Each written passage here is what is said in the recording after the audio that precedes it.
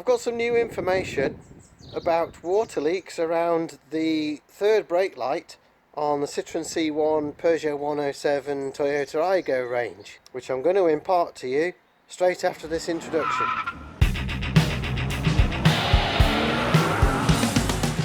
Apologies that the production value is not what you normally expect from me, but this is very much a short, quick and dirty video because I just happened to have my phone in my pocket and I was working on it and found out some new and what I think is useful information about the way the light is put together and designed.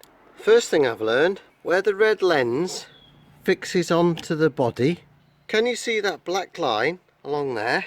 That's where the lens glued to the main body. But what happens is that glue becomes pervious to water. So water can get in, and what that black is mould that's growing in the gap, but the water then can continue, get into the light cavity if it spills out through these square holes. When you're sealing up the light, you need to make sure that there's enough sealer so that not only does it squeeze inside, but it squeezes over the edge of the lens.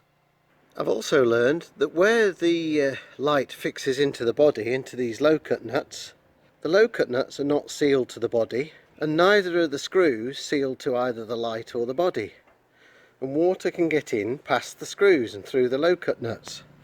So as well as a good bead round the body of the light to where it seals to the body of the car, I've also put a splodge inside the screw holes so that the screw head will seal to the light. Also, although the washer jet has got a little O-ring round it, you can see I've added a little silicone sealer just where the jet body meets the body of the light.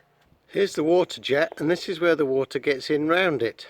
Now, although there is an O-ring inside there, if the O-ring is damaged, then water can get past.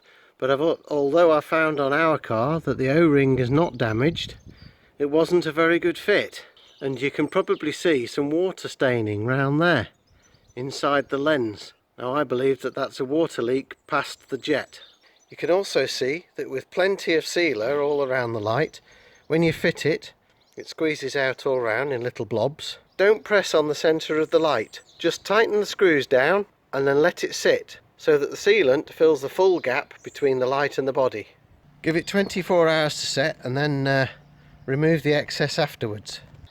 Thanks very much. If you got value from this, give it a like down by the title, and I'll see you next time.